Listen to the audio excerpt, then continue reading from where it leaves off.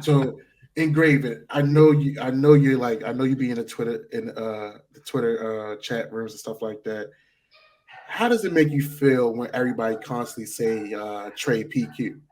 Because for me, it hurts me bad for the simple fact that y'all just y'all finally seeing this young man thrive, being the true weak inside linebacker that he's supposed to be. Because now we got an actual Mike.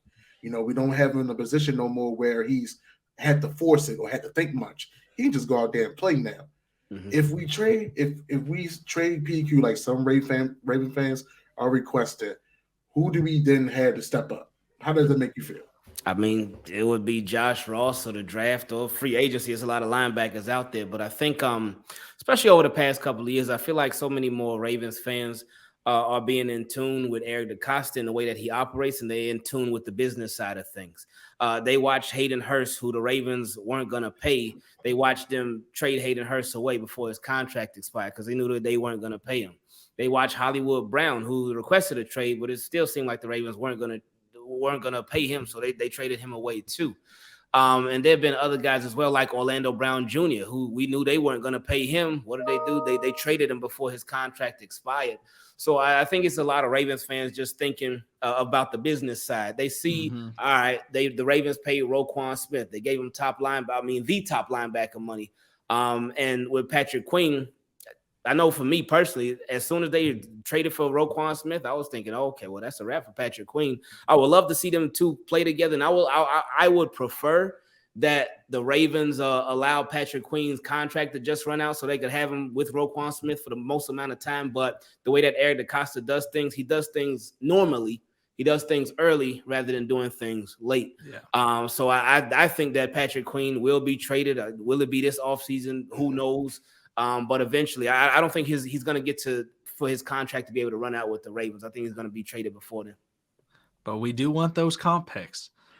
We do want like that. That is the benefit is we get the comp picks. If he gets to a Pro Bowl or something like that, then, then we're keeping him just so then his contract can run out for that third round pick. But yeah, I think it's kind of frustrating because I've been super hard on Patrick Queen. I think he's struggled throughout his career at times. But like right when we got, and the whole problem was, it was like, he needs somebody else. Like he came in and it was like, yeah, you're our linebacker. And he had he came in, he's younger than Adafe. He was drafted before, like 2 years before Adafe or a year before Adafe. And it's like, he also is very limited at the linebacker position. And it was like, yeah, you're the number one. And the other linebackers in his class, like I know Jordan Brooks, it was like, he came in and it was like, oh, your number one is Bobby Wagner. So of course he plays well. He's playing next to Bobby Wagner. That's a good point. Patrick Queen played with nobody. Like he had like Tyus Bowser, on the outside, but like nobody else helping him on the inside. And so it's like, okay, we'll see what you can do. And then they finally get that guy. It's like, oh yeah, now Patrick Queen is playing really well because he doesn't have to be the guy. And it's okay to not have to be the guy. I think a lot of people get wrapped up in, all sports, basketball, football, baseball. And it's like, man, this guy sucks because he's not, if it's basketball, he's not averaging 30 points per game. If it's football, he's not making 150 tackles.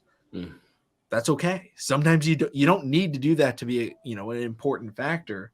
But at the same time, a lot of teams will try and, poach that type of player away from you.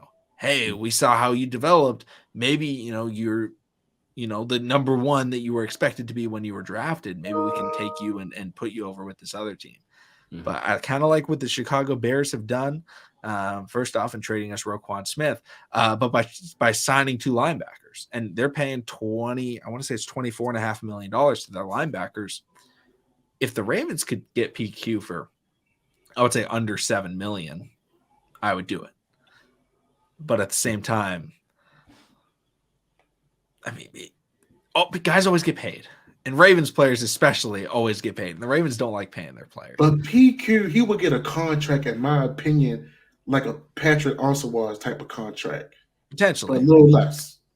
But if we let PQ walk or trade him, my guy that I would love for us to go undrafted is Aubrey Miller out of Jackson State. Yeah. I feel like he'll be a solid piece next to Roquan. And I honestly, Malik Harrison or either Josh Ross, I can see them battling out for it too. I forget about Malik.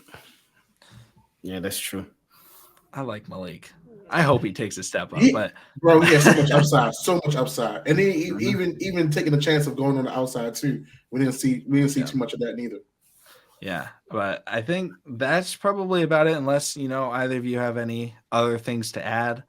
But and Graven, thank you so much for coming on the show. It was a ton of fun. Always good talking with you. Joshua, do you have anything final to say to everybody listening? Man, make sure y'all follow us on all platforms, and make sure y'all follow Engraven as well. Sub up to his YouTube channel as well. Once the episodes are posted, we'll be dropping all the links and information.